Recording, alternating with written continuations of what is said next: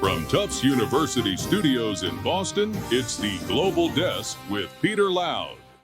Welcome to the Global Desk, where we dive into the week's biggest stories and give you the Tufts University perspective.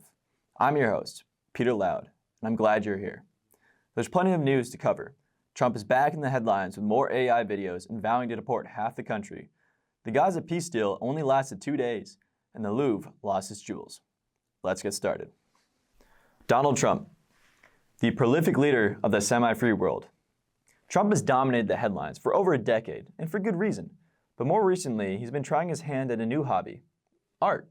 That's right, the President of the United States, arguably the most powerful man in the world, is fantasizing about dropping what appears to be an unhealthy amount of shit on the protesters.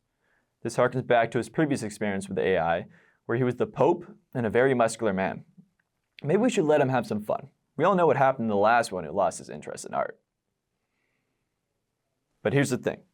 The more Trump uses AI to make himself feel better, the less he takes action on what he wants. He's not actually going to drop shit on protesters, but maybe watching it makes him feel better. It's the same thing with him fantasizing about becoming Pope. He knows it's not actually going to happen. But seeing is believing, as they say. At Tufts, Trump is laying into the stereotype that students have put out for him. Full of himself, not fit to govern, and a criminal. So if Trump really wants to sell himself to those who didn't vote for him, and who all but hate him, maybe don't spend presidential time creating videos of himself playing out his fantasies. Now, what Trump is doing, though, is waging war against American cities. You now have federal agents coming to multiple U.S. cities because Trump sees crime and uncontrollable turmoil. D.C., Chicago, Memphis, L.A., now Portland, these are the war-torn cities Trump sent American troops to. Look, if protesters were rioting or doing something other than what they're doing, we can think about it. But when they're wearing inflatable costumes and dancing, maybe don't send armed stormtroopers in.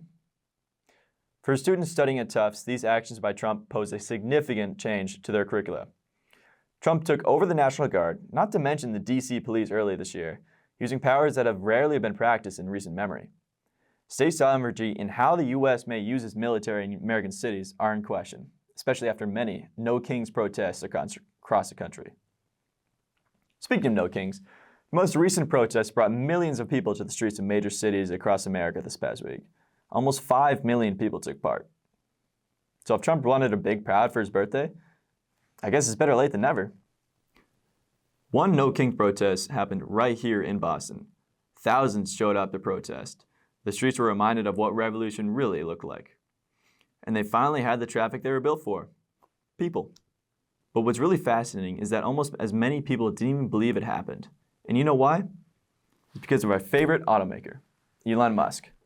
Or at least in part. See, turns out Grok, Musk's chatbot, misidentified protest footage from this weekend as footage from back in 2017. The BBC even had to come in and confirm that the protests had actually happened. I mean, how bad is it that we need a news agency in Ocean away to confirm what we actually saw happened? I guess that's what you get now. We can't even believe our own eyes anymore. Many Tufts students attended the protests. Many students who were interviewed by Tufts student-run news channels said they protested because of Trump's actions on immigration, out of civic duty, and because it was their community. One student referenced U.S. Representative Ayanna Pressley, who spoke at the protest. The quote given from Pressley in the Tufts newspaper said, "No kings, but one bald queen." Now I'm confused. I thought they were protesting the monarchy. This seems like they're saying just because Trump's saying it, it's wrong. This is where I lean away from the left. Hypocrisy, obviously, is disgusting. And when liberals say one thing, then switch their views when the situation's opposite, that's just wrong.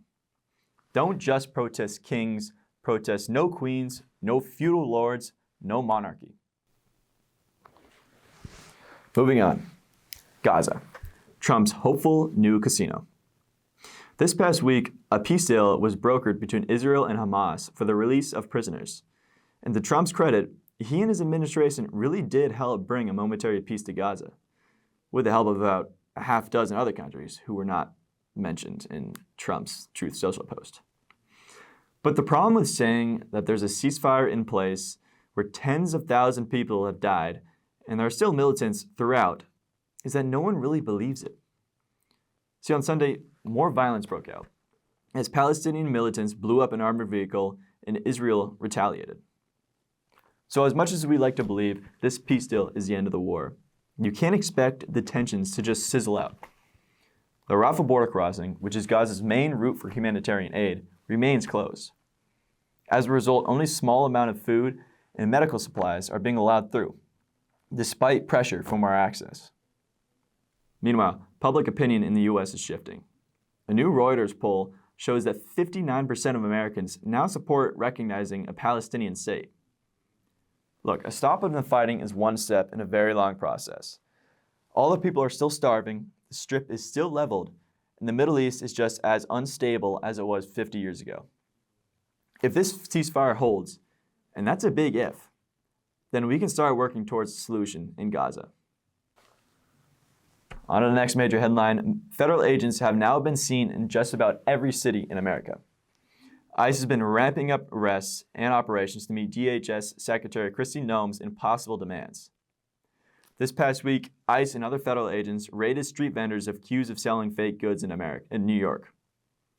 Officers arrived in tactical gear, closed parts of Canal Street, and arrested several people. In Los Angeles, shots were fired during a traffic stop. ICE agents and marshals reported being attacked after the suspect tried to run.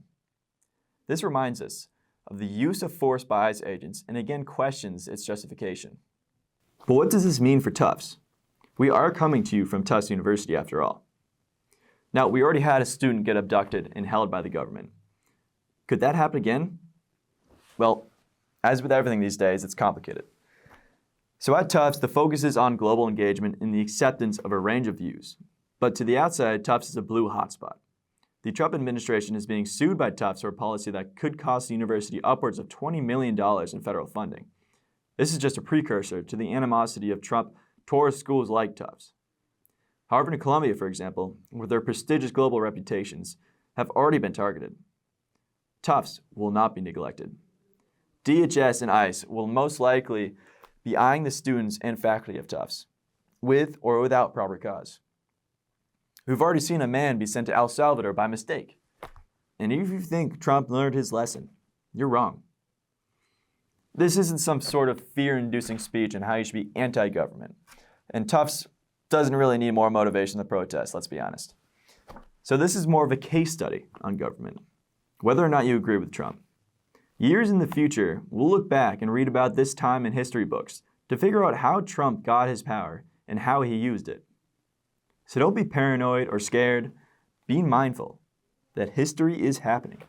And someday, when we look back, we can know how to avoid it. Moving on. In the less violent part of the world, the Louvre in Paris was robbed this week. $102 million worth of jewels was stolen in just 7 minutes.